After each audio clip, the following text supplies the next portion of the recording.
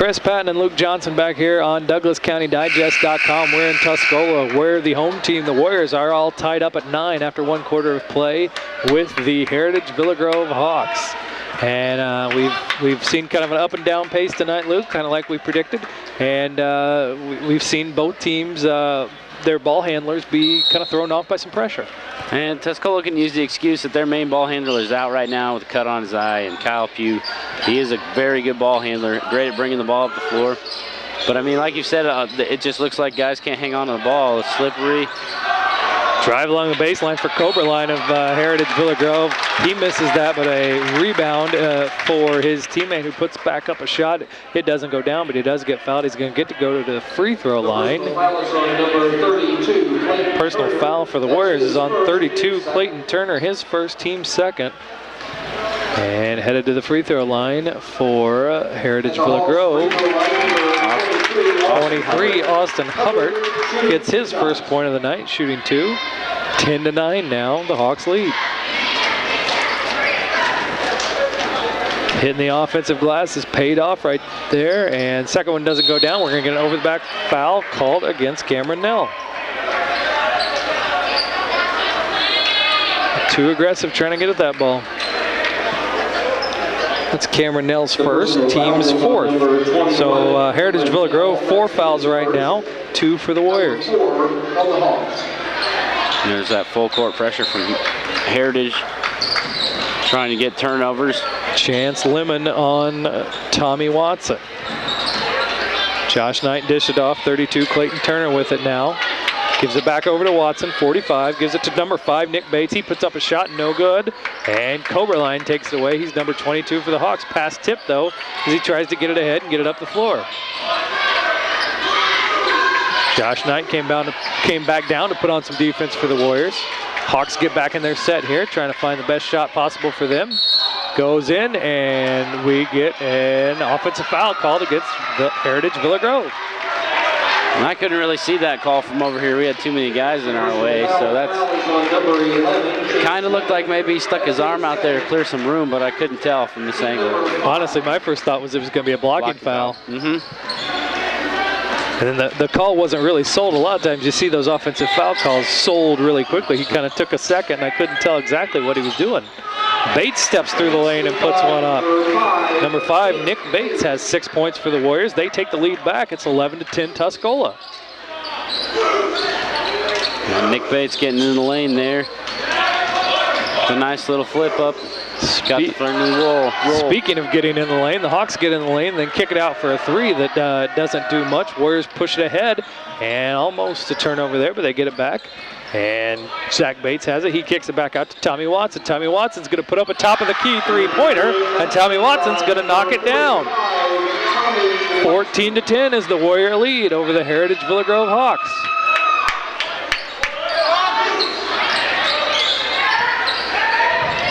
Hawks have it now. Chance Lemon has it. He feeds it into the post to Cameron Nell. Turnaround shot put up no good. Rebounded, blocked. And here come the Warriors. They try and throw it through 2 hands, and then as Villa Grove Heritage tries to save it out of bounds, kind of knock it off a Warrior leg. The Warriors corral it, though, and drive to the basket. Shot up and good for number 20, Josh Knight. He's got 2. It's 16-10. Big run here for the Warriors, and Andy Place is going to call a timeout to gather up his squad and talk things over. 5:51 left to go before halftime. The Warriors have raced out to a 16-10 lead. And that's a 6-point hustle lead right now for Tuscola. They've beaten Heritage to every loose ball so far off the rebound. They've gotten to everyone. They started the fast break, and they've got some open looks, a couple of nice drives, and Tommy Watson with a very nice 3. No communication from Heritage. Tommy Watson takes a step up and knocks down the wide open 3-point shot. And we've seen a few times where Tuscola has tried to kind of push things or tried to advance it, and maybe they went too far, didn't connect, or maybe they turned it over in the backcourt while they were trying to get it down.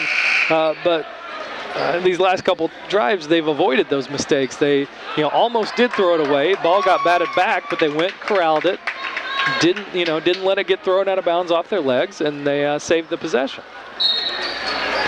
So Heritage Villa Grove going to inbound it. Ryan Fitzgerald's going to throw it in to Chance Lemon. He's going to drive, try and maybe get a foul called on Clayton Turner. Does not, though. Kicks it back to the other side.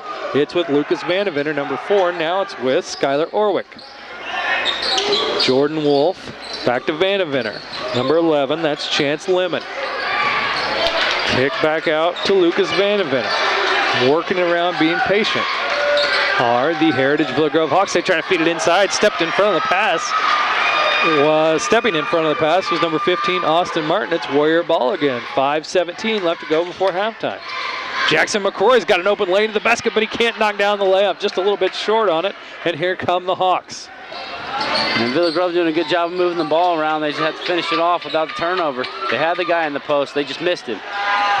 Orwick puts one up, no good. Nobody there to rebound except Nick Bates. Here come the Warriors. And you know Bates is going to move it down the floor. He gives it off to Watson. He's going to try another one of those threes, and he knocks it down. Another top of the key three for 45, Tommy Watson. He has 6. Tuscola has a 9-point lead. Villa Grove gets 3 of those right back, courtesy of a Jordan Wolf three-pointer. 19-13 Warriors. Nick Bates with it. He's number 5. He's going to put up a 3 off the back iron. No good. Rebound comes down with Jordan Wolf. And that was kind of a quick 3. Nick Bates just didn't want to feel left out from the three-point competition that was going on the last couple plays. And Heritage Villa Grove has it. Bates almost takes the steal there. Instead, shot put up and no good. And it's going to go out of bounds off of Villa Grove Heritage. Ryan Fitzgerald got an arm up on it, couldn't bring it in. And it's going to be Warrior ball. They're going to inbound right in front of the student section. 4:07 left to go before halftime. And the Warriors have a 6-point lead. It's 19-13. I always say this for Coach Franks. He's doing a good job of substituting key guys in to get his guys some rest because they really only have a 10-man roster. They're going to need to get some people some rest here and there. Fast-paced Warriors, 10-man roster, and down a man right now with an injury to Kyle Pugh. 15, that's Austin Martin. He's got it out top. Dishes it off to 33, Zach Bates. Nick Bates now number 5. 20, that's Josh Knight. It's back in the corner with, it was over, now out to McCrory. He missed his 3. Nice rebound, they're going to get hit on the arm, and it's going to go down. Zach Bates, the junior, gets that rebound, puts it right back up, makes the basket, and he's fouled. 21-13 Warriors. I think Zach Bates was the only one down there for Tuscola. He went up through 2 Heritage players to get that rebound. Excellent job.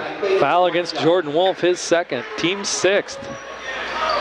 Free throw doesn't go down though, and Heritage Villa Grove's going to take it. 8-point Warrior lead. Hawks move it down the floor. 3:30 left to go in the first half. Nice feed, but we're going to get a travel though when he picked it up. Nice feed by, I believe it was 30, Skylar Orwick to get it to Jordan Wolf, cutting along the baseline. But when he gathered the ball in, he kept his feet moving. It was an excellent cut, a good back door. Tuscola definitely was caught with the hand in the cookie jar, as they say. But good help on the backside from Tuscola to stop the drive and create the turnover. A lot of pressure and a lot of jostling going along. Let's see who gets it here. It's going to go against Villa Grove. And but there was some contact. Bates kind of initiated a little bit of that after there was kind of a jump ball situation there. It's going to go against Skylar Orwick, his first, team 7th. So for the Warriors, Nick Bates, number 5, is going to go to the free throw line. Bates has 6, looks to extend his team's 8-point lead. It's always kind of a tough call when it's a jump ball like that. Either player can go and get it. They just have to watch the excessive contact. Yeah, there's a little bit of contact before that part, you know, and then kind of when the Warriors were finally able to get it in, there was a little bit more. And 2 free throws, good for Nick Bates.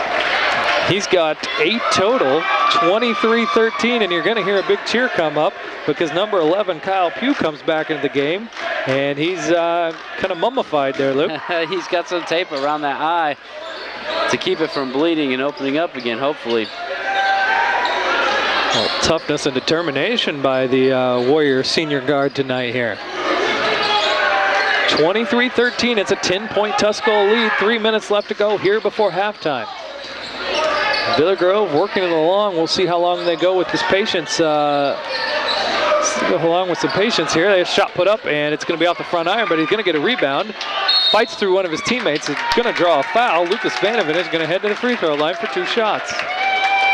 And nobody boxed out Lucas Vanderwitter after he took his shot. I think Kyle Pugh went right on by trying to challenge the shot. The foul is on number 20, Josh Knight. Josh Knight, number 20, he gets the foul. His second, team's third. So we've got 7-3 as our foul situation here. And some of the folks up here in the balcony with us think maybe that should be, that shouldn't be that big of a differential. It's starting to get a little distant there. 4 isn't too bad. Vanderwitter makes his first free throw. He has a total of 6 tonight. 23-14 is the Tuscola lead. Stepping up to the free throw line for his second shot. It's going to go around the rim and be no good. Rebounded by 33, Zach Bates. He dishes off to 5, Nick Bates. And here come the Warriors. 3 put up, no good for Tuscola. 32, Clayton Turner can't get it to go down. 33, Zach Bates gets it, Nick Bates gets it, and then back to Zach. Defense gives the Warriors an 11-point lead, 2:30 left to go. It's 25-14. Number 12, Gilbert Nieto, passes it off to 22, Brandon Koberline. He's trying to find a cutter possibly. Instead, they're going to work it around over to the other side. Number 5, Jordan Wolf has it. He's going to find Nieto. Nieto feeds it into the post to Nell. Shot put up and good. And they really need to focus on him a lot more. He's too big for Tuscola to handle down low. He's gotten lost a few times down there. Bates drives to the basket. He misses, but it's rebounded and put up by Zach Bates. 27-16, Warriors. Anytime Villa Grove tries to do something, Warriors put it right back up. 1:45 left to go in the first half. We'll see if Villa Grove starts going from deep. And there's that rebound, and a foul going to get called on the Warriors, and Cameron Nell's going to head to the free throw line. And it's starting to look like Villa Grove's falling in love with their jump shot a little bit. They really need to go into the post to Cameron Nell. He's big. I mean, if you just look at him right now, he's bigger than everybody else on the floor, size-wise and height-wise. And he can definitely back down in the post, probably better than most of the people out there. Clayton Turner, number 32, gets his second foul. He's got 2. Josh Knight has 2. Those are the Warriors' 4. We thought it was a shooting foul. The folks up here sitting with us thought it was a shooting foul. It was called on the ground, though, so the Hawks will inbound. They go right back into Nell. He turns around. He's going to get a shooting foul that time, though, because he tried to put it up, and a foul's going to get called on the Warriors. So it looks like maybe we've got a pipeline to them, and they've started to go into the post instead of falling in love with that jump shot. It's easy for us to sit up here and see these things because we're not worried about anything else. We don't have any stakes in this game like the 2 coaches and the rest of the players do. Yep, that's why we're up here, all right. And first one's no good. 3 points is, when you have a double-digit deficit, 3 points is the fastest way to get it to go away. But when you have an advantage like Heritage Villa Grove does against Tuscola, that might be the best place to exploit it and cut into that lead.